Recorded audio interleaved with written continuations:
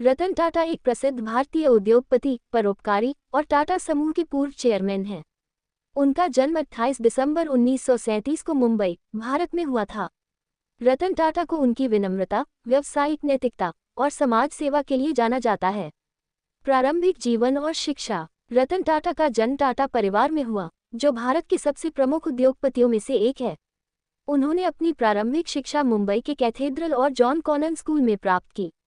इसके बाद उन्होंने अमेरिका के रिवरडेल कंट्री स्कूल से आगे की पढ़ाई की और फिर कॉर्नेल यूनिवर्सिटी से आर्किटेक्चर में स्नातक की डिग्री हासिल की। उन्होंने हार्वर्ड बिजनेस स्कूल से एडवांस्ड मैनेजमेंट प्रोग्राम भी पूरा किया। रतन टाटा ने 1961 में टाटा समूह में काम करना शुरू किया, जहां उन्होंने टाटा स्टील की शॉप फ्लोर से अपने करियर की शुरुआत की। 1991 में उन्हें टाटा समूह का चेयरमैन नियुक्त किया गया। उनके नेतृत्व में टाटा समूह ने कई महत्वपूर्ण अधिग्रहण किए, जिनमें Tetley UK, Corus UK, Jaguar Land Rover UK शामिल हैं। उनके कार्यकाल के दौरान टाटा समूह ने न केवल भारतीय बल्कि वैश्विक बाजारों में भी अपनी पकड़ बनाई। उन्होंने टाटा नैनो, दुनिया की सबसे सस्ती कार, और टाटा इंडिका, भारत की पहली स्वदेशी कार, जैसी परियोजनाओं की शुरुआत की। परोपकार और सामाजिक कार्य। रतन टाटा अपने परोपकारी कार्यों के लिए भी विख्यात हैं। उन्होंने शिक्षा, स्वास्थ्य और ग्रामीण विकास के क्षेत्रों में कई सामाजिक परियोजनाओं का समर्थन किया है। टाटा ट्रस्ट्स, जिसका नेतृत्व रतन टाटा करते हैं, भारत के सबसे बड़े परोपकारी संगठनों में से एक है। पुरस्कार और सम्मान। रतन टाटा को उनके योगदान के लिए कई राष्ट्रीय और अंतर्राष्ट्रीय पुरस्कारों से सम्मानित किया गया है, जिनमें भारत सरकार द्वारा दिया गया पद्म भूषण 2000 और पद्म विभूषण 2008 शामिल हैं। रिटायरमेंट। रतन टाटा ने 2012 में टाटा समूह के चेयरमैन के पद से सेवानिवृत्ति ली, लेकिन वे अभी भी टाटा समूह और उसके परोपकारी कार्यों से जुड़े हुए हैं। रतन टाटा को उनके उद्योग में योगदान, उनकी नैतिकता और उनके परोपकारी कार्यों के लिए भारत और विश्व भर में सम्मानित किया जाता है। रतन टाटा के जीवन और उनके कार्यों से जुड़ी कुछ और महत्वपूर्ण बातें। नेतृत्व शैली। रतन टाटा की नेतृत्व शैली को उनकी विनम्रता, दूरदर्शिता और कर्मचारियों के प्रति उनके स्नेह के लिए जाना जाता है। उन्होंने हमेशा अपने कर्मचारियों को सबसे महत्वपूर्ण संपत्ति माना और उनके विकास के लिए विभिन्न पहल की। वह जोखिम लेने के लिए भी जाने जाते हैं, जो उनकी कई सफलताओं का कारण बना। उदाहरण के लिए, जब उन्होंने टाटा नैनो और टाटा मोटर्स के अंतर्राष्ट्रीय अधिग्रहणों की शुरुआत की, तो ये कदम जोखिम भरा था, लेकिन उन्होंने इसे सफलतापूर्वक पूरा किया।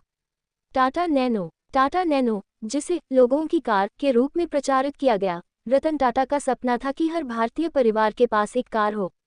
ये दुनिया की सबसे सस्ती कार थी और इसकी शुरुआती कीमत लगभग 1 लाख रुपये थी। हालांकि ये परियोजना वाणिज्यिक रूप से बहुत सफल नहीं रही, लेकिन ये रतन टाटा की नवाचार और समाज के प्रति प्रतिबद्धता को दर्शाती है।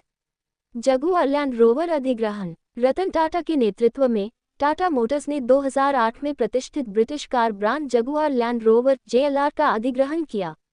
इस अधिग्रहण को उस समय एक जोखिम भरा कदम माना गया, लेकिन रतन टाटा के दृष्टिकोण और योजना के कारण JLR टाटा मोटर्स के सबसे लाभदायक व्यवसायों में से एक बन गया।